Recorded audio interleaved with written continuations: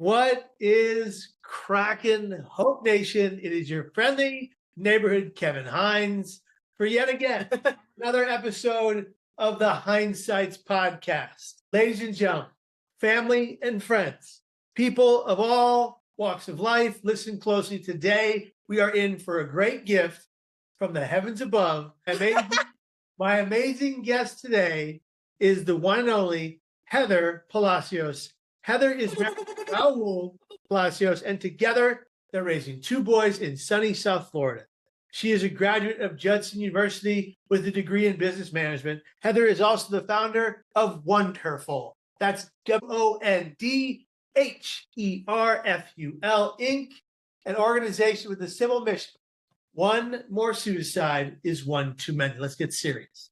Her mission is being accomplished through an eclectic speaking circuit, from corporations to prisons, to law enforcement communities, to churches, to schools, to halfway homes, to psychiatric hospitals, colleges, charity events, and the dissemination of free life boxes. We'll let her describe what a life box is. It's going to be incredible.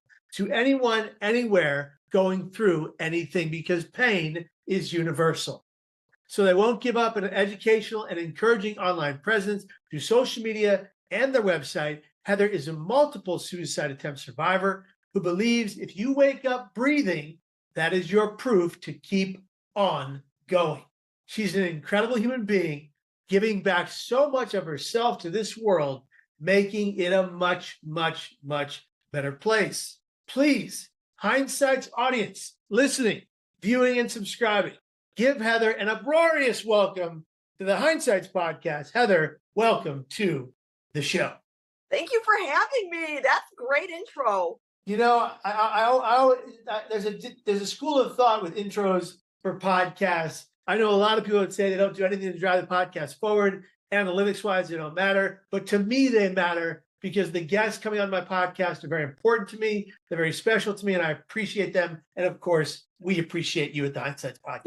So, Heather, let's get right into it. And let's pause. Before we get into your story, let's go back, if you don't mind, into the rearview mirror. Where and when were you born? What was your upbringing like? I was born in Bowling Green, Ohio, and my upbringing was tough, financially, relationally, scholastically, medically, had a lot of obstacles. Can you go into depth about any of them? Yeah.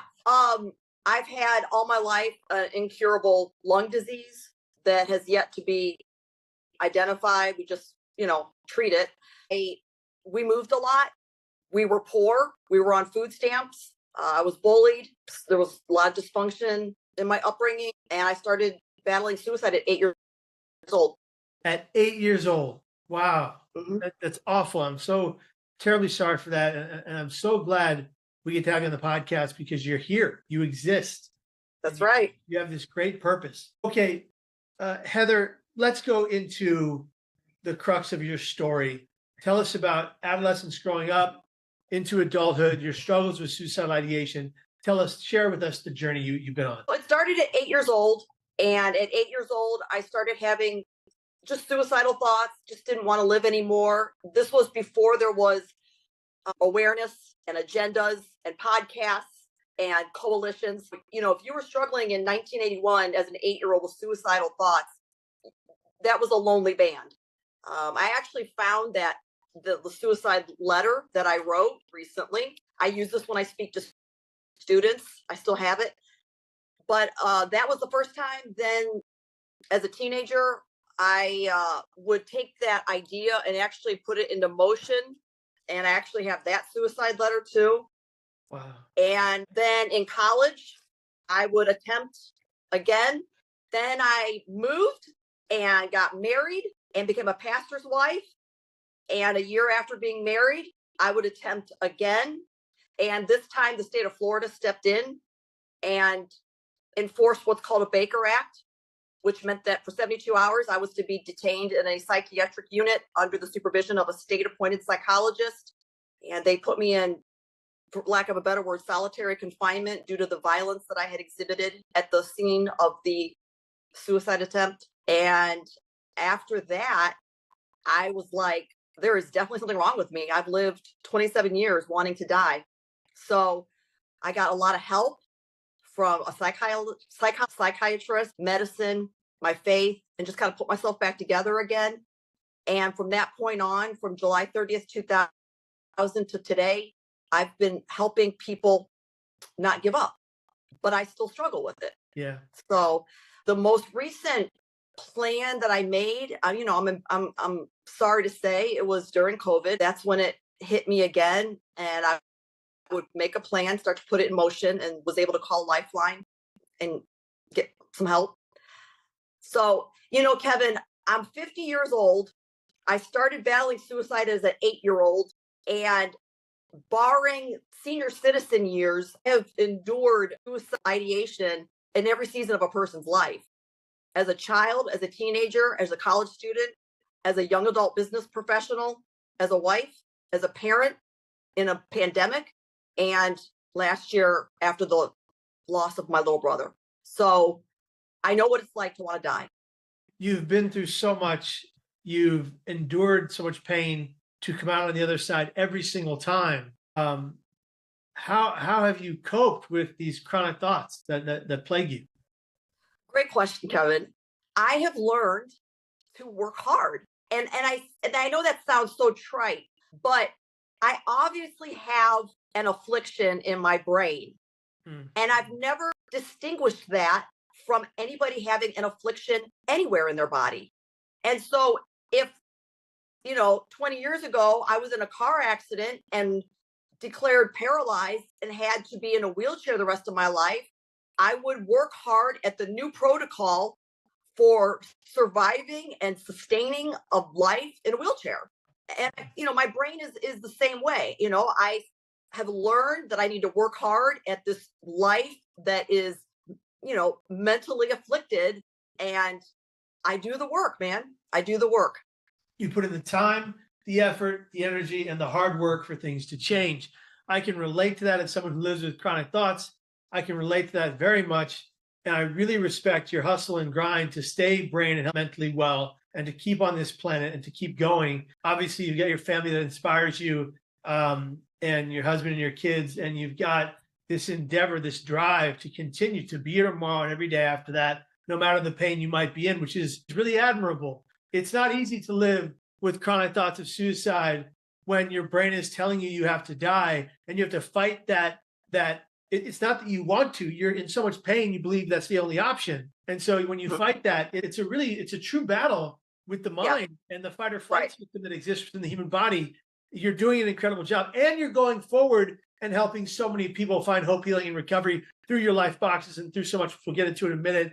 Heather, what are some of the things how do you utilize faith to battle your brain pain? And alongside that question, the next question is, what are your other coping strategies? So how does faith play a role in your fight? Well, I am a person of faith, and that can be a lonely mission. I think there's definitely this misnomer out there that a person of faith should not struggle with suicide, but I do. And so I think that's also what motivates me to conquer the thoughts to give up is I want to let it be known that anybody can struggle with suicide, because I don't want people to discredit any people of faith that express suicidal thoughts, and then God forbid they go ahead and carry it out because nobody in their circle believed them. The Bible has people that struggled mentally. I didn't write the Bible, but I read it, and from it I see Elijah, David, Moses, Job, Jonah. These dudes, their names are in the Bible, but so are their stories. And they struggled mentally. Elijah said, God, I've had enough. Take my life. So it can happen to people of faith. I think we forget that. I think we forget the words in the Bible and Elijah and Moses and because I read it too growing up as a kid, as a Catholic, growing up reading the Bible. And the one thing I keep hearing from people is, oh, Kevin, just pray it away. Pray your bipolar depression away. Pray the suicidal ideations away. Hey, friend, I pray every single day to God, to Jesus. I love God. I love the Lord. I love my faith. I'm a staunch faith-filled man. But it doesn't stop my brain disease, which is a physical piece of matter. Right. That's why they call it mind over matter. It doesn't stop this physical piece of matter. The strongest organ in my body, the strongest muscle in my body is my brain. And it too can become diseased just like every other organ in the body. Yes, I believe there is a place for faith to come forth and for prayer to come forth and help you heal. I believe that. But there has to be a lot more work to be done on the brain aspect of things to train your brain, to change your brain, to change your life, as Dr. Amen always said. So you have to really, if you have a brain health diagnosis, a mental disorder, there's so much encompassing that you have to do to challenge it and to fight it and to be here tomorrow. So I really appreciate that perspective from you in a big way. Okay, let's get into it. Heather, what is Wondherful? Okay, Wondherful is the name of my non-for-profit, and it's just, through me going around sharing my story, to providing all kinds of resources on my website, to sending free life boxes to anybody, anywhere, going through anything. That all comes under the umbrella of Wondherful. Incredible. And so, we started doing the life boxes in November of 2020, and to date, we are almost at 15,000 life boxes to all 50 states and 14 countries. That's incredible. That's amazing. And tell me, if I'm gonna order a life box, what's inside? Well, I actually have one here. If you order a life box because you are struggling with grief, PTSD, childhood trauma, addiction, depression, anxiety, suicidal ideation, if you're a veteran, we curate it to anybody's affliction because we can give up over any reason. People give up for a host of reasons. And so at Wondherful, we try to curate the life box so that whatever they're going through, we've given them some encouragement and some resources to help them to keep going. I can't save people. Kevin, you can't save people. No, okay. No. But we can love them. And this is a box that says to that person, you're loved and you matter. So you're loved and you matter. And also when you give someone something like a life box or a care package for love and care and empathy, when you show someone you care, when you show that they have value, they're more apt to stay here. That's a fact. Actually, when people recognize that other people value them outside of them, other people care for them, and that they're important to other people, they can fight suicidal ideation even better. As Dr. John Draper says, if you're holding onto a cliff, he said this in our film, Suicide: The Ripple Effect. If you're holding onto a cliff with one arm and there's a person coaching you on the other side saying, come up, you can do this, I believe in you, you can hold on for longer and you're more likely to come back to safety. It's the same way with these life boxes. It allows people to see, wait a minute, I do have importance in this world. People do genuinely care about me. And even if it's a perfect stranger sending me a life box, I know that I matter. It's incredible. What you're doing is incredible. So, the one thing, the one thing that the life box has, every single one of them, which means our team has written almost 15,000, but they all have a personal handwritten card. And I've seen people have sent me DMs. They put this in a frame. They frame this. Yeah. It floors me. It's just a box of encouragement and resources. This particular one is for grief. So it has forget-me-not seeds that you can plant. It's got a grief booklet, little stuffed animal. But it floors me that I've read all the reasons that have come in through the website. I read them, I pray for them, and we curate the boxes for them. Wow. We are a hurting human race, Kevin. Yeah. We are a hurting human race. And Kevin, people like you and me, are few. But I thank God that we have voices, because you and me know what it's like to want to die. But we also know what it's like to get to live. And even though we're just two people, I think God can use our voices mightily to help people keep going. You hit the nail on the head, Heather.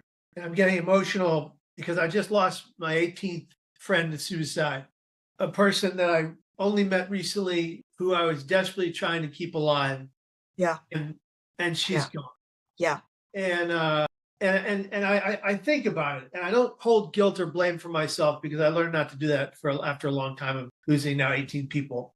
I worked tirelessly to try to help keep her here, and her mother wrote to me and said, "You did keep her here for all these times." Yeah. But then she stopped reaching out, and then she Right. passed. So Right. you know, And I think people underestimate how painful this is for us. For you and me, I mean, do you know that I've given life boxes to people and have also attended their funeral, including my little brother last year? You know, it can have a real adverse effect on you and me. We're vulnerable to death. sure, Okay. And then you pile on top of that that the people we're trying to help are dying. It's a tough calling. It's a yeah, tough calling. And I have two ways I can look at it. I can look at this, throw up my hands and say, I'm not making a difference. So and so just died. Or I can say, I'm doing the best I can. And who else is going to do it if not me? right. And your actions have a ripple effect. Yeah. Your actions have a equal and opposite reaction. And a lot of the times you're giving those life boxes out, probably most of the time, you're changing and saving a life through your efforts. Maybe you're not saving life, but you are a conduit. We are conduits to a message, to give that message so that people go home. They do the work. They Right. tell their family, they tell their friends, they tell their doctors what they're going through. They ask for help for the Right. first time in 30 years. Then Right. they get it. Then they transition their life to a better life, a more safe life, a more well-lived life. And you Right. had a part to play in that, and your life boxes had a part to play in that. And they absolutely made a significant difference in this world. And you are changing the world with what you're doing. Don't ever doubt that. We know that we may not be lowering the general numbers of suicide across this nation, but we are having a based on based individual effect on people's lives. And it matters. I just got to, I just told you about the person I lost recently a few weeks ago, but I get Yeah. messages every day. I'm sure you do too. I get messages every day saying this story saved my life. Yeah. And Yeah. so you're having an impact, and it's incredible. And if Yeah. not us, then who? That's the question. Yeah. So I mean, who else is going to be Kevin Hines? Dude, is there another one of you on Amazon.com? Can we, bid for you on eBay? You're it. There's one. There will always only be one Kevin Hines. And you don't have to be you. You get to be you. And the world is better because you're being you. yeah, right back You know? at you. Right back at you. Yeah. We're here for a reason, and it's not to die by our hands. That's not our purpose. Think Right. about it like this, Heather. Each of us has a 400 trillionth of a chance to be birthed into this world. We have a 400 trillionth of a chance to simply exist on this planet. That means Right. we're meant to be here until our natural end, never to die by our hands. I know what that Right. means. We just Right. got to teach people who are in pain that that's what it means, and that their life is worth living, that they have value, that they do matter, that they are important, and Yeah. that they're worthy of being here until their natural end, no matter the pain Right. they're in. How do you hold grace in the pain you're experiencing? Let me ask you that. Well, there's practically speaking, when I start to have thoughts to take my life, because here's the deal. I've taken all the certifications of suicide prevention. So I know how to do it and do it successfully. You and me have the education. Yeah. And that's where we have to have a plan, because that education could also come back and haunt us when we're vulnerable. Yeah. So the first thing I do, practically speaking, if I start to have thoughts to give up, like I did last year, is I have to call someone. And I keep that simple. Call someone, because I can say that in sign language, I can say it in Spanish, I can say it in Jamaica, I can say it in Creole, and children understand call someone. And so I'm always telling people, the first thing you do is you need to call someone. And if their response is, I don't have someone to call, well, then call 988. Yeah. Because whether you call someone that loves you or you call 988, none of them are going to tell you to go through with it. Right. So I always, practically speaking, when I'm in that bad frame of mind where I'm really wanting to give up, I call someone. I either call my counselor, my pastor, or my husband. But to keep the grace in the middle of such a sucky weakness. I mean, listen, Kevin, wouldn't you take anything else over? Like, of all things to be tempted by, I wish mine was being a shopaholic or something. I mean, but for my temptation to be suicide, that's a tough temptation. Yeah. And so the grace that I have is I tell myself that I'm the only one of me. I was not aborted. I was not miscarried, and I woke up breathing today. And there is not a backup Heather Michelle Funk Palacios in the box. I'm it. Yeah. And whether I am a custodian at a school or a queen in London, England, it doesn't matter what I do. It's who I am. Yeah. I am the only Heather Michelle Funk Palacios. And that, in and of itself, with nothing else, is a gift to humanity, because they will never see another one like me. Absolutely. Yes, I am with you. And to each and every person watching, listening, viewing, subscribing right now, who might be going through a world of pain, and you're struggling with these kinds of thoughts or ideations, or you're struggling with drug addiction or whatever you're dealing with, you are the only one of you. The people that love you need you, but more importantly, you need you. Be your own best advocate if you feel you have nobody else. Make sure to live for you every day, to fight, to challenge the ideas in your head that are so negative, spiteful, and hateful. Suicidal ideations are the greatest liars we know. We don't have to listen to them. Right. They're the liars. Don't listen to them. Suicide is never the solution to your problem, because it is the problem. Right. Recognize that you have the power to turn things around. And if you don't see light or hope at the end of the tunnel, keep moving forward. You haven't walked far enough to reach it. Heather, what is one tip you have for someone living, or someone who loves someone with a diagnosed mental struggle? You know, one thing I would say, Kevin, to answer that question is believe the person. If there's one thing that gets my goat, man, is when I hear the parent or the spouse or the partner not believe what people like you and me are saying. Worst case scenario, they're crying wolf and exaggerating with their mental circumstances. So what? That still means there's something broken in them. That still means that there's a hurt in them crying out. So just believe people if they come to you. Now, maybe you can't fix them, and maybe you don't subscribe to their mental affliction and its credibility. That's your issue to deal with on the side. Believe them in that moment when they come to you. Don't dismiss it. Don't discredit it. Believe them. Don't dismiss it. Don't discredit it. Be kind and compassionate to them, loving and caring, empathetic and non-judgmental. Don't tell them it's wrong or bad what they're thinking. Millions of people around the world live with suicidal ideation and attempts. What we can do right now is be a more graceful individual, giving grace to people in mental pain, letting them know that they're allowed to talk about their struggles without judgment. And maybe we don't have to give them advice or tell them what to do or fix their issue. Maybe they just need someone to listen, to understand, not to respond, to be there as a shoulder to lean on, an arm around the shoulder, and say, I got your back. I'm not going anywhere until I know you're safe. What do you need from me? How can I be of service to help you stay here in this moment? Right. Yeah. Believe people, you know, I mean, here's the deal. I don't want to not believe a 10-year-old when they come to me and tell me they're having thoughts of suicide. I don't want to not believe them, because you know what? I've done life boxes for families who've lost 10-year-olds to suicide. So be a believer in people, not only when they're doing awesome, be a believer of people when they're broken and struggling. Yeah. And let's paint a clear picture here. For everybody viewing now in this time and listening, it's my understanding, the youngest person in America to die by suicide was 7 or 6 years old. And you think to yourself, how does a 7-year-old know how to do something like that? Well, the individual was being abused and neglected at home and took their life, and they had found some media that portrayed a suicide attempt, and they enacted that attempt, and they died in the room. So, you know, to all the parents out there, to all the parents and the guardians and the grandparents out there, your child, your grandchild, the child you take care of comes to you and says they're suicidal. They have the articulate ability to come to you and tell you they're going through this in some way, shape, or form, or they write it down, they put it in a crayon, whatever they do. Don't discredit them. Look them in the eyes and say, I'm here for you. And we're going to walk you to safety. We're going to make sure you're safe. We're going to be here for you. And that's not the answer. Let me tell you why.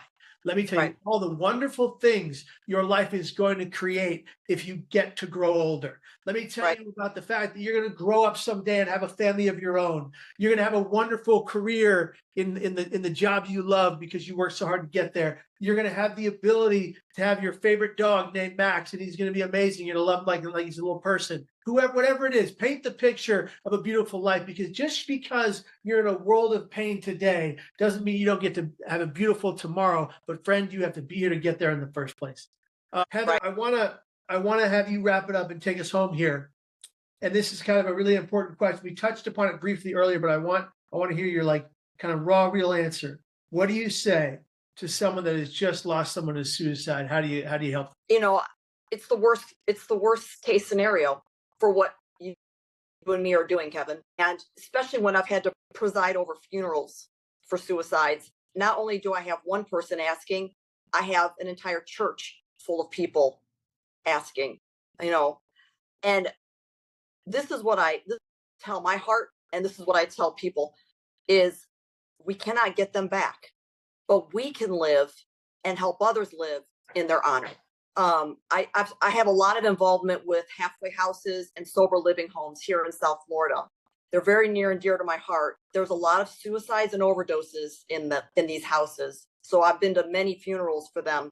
And I get up in front of this church filled with these, people in recovery, and they're so hurt. They're so broken that they've lost a comrade in this struggle of not just recovery from a substance abuse problem, but from they lost him to suicide too.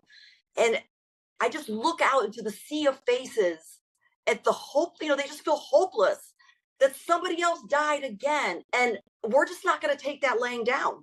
I'm like, guys, we've lost another one. We've lost another one to a fentanyl overdose, but we're still here. And we are going to live in honor of him who died. We're going to live in honor of her who died. And we're going to try, and we're not going to give up, and we're going to keep going. And we are going to be able to manifest the person that we've lost, their life, through ours. And their life is going to have good memory and good just responsiveness, because through us, we're going to help other people not end up the way that they did. It's really getting to me watching these fentanyl poisonings across the country, even around the globe. Seeing how many people are dying and how much fentanyl is coming into the country. It's terrifying, and it is a poisoning. It's not simply an overdose. You take fentanyl, it's going to poison you. You're likely to die, and that's Right. really what it is. And it breaks my heart every time I see it. And I love what the people at the Hopeaholics podcast are doing to help with that message and that movement. But what you said is true. Reaching out to that community and saying we can't allow this to happen one more time. It doesn't mean that it's not going to, but it means that there's people on the ground like you fighting for change, fighting for the goodness of humankind, and giving back to your community in a big way. Heather, it's been incredible having you on the podcast. We couldn't be more grateful to have you on the show. This is a long time coming. We've been connected for a while, but this is finally happening. I'm so excited. And I hope that this message reaches a lot of people and helps change their minds, change their lives, gives them hope, and helps them find some healing. Heather, thank you for coming on the Hinesights Podcast. To all the listeners, viewers, and subscribers, keep going. Whatever you're dealing with, whatever you're going through, know this. If you've never heard it, if you haven't heard it before today, we love you and we want you to stay. Be here tomorrow. See ya. Thanks, Kevin.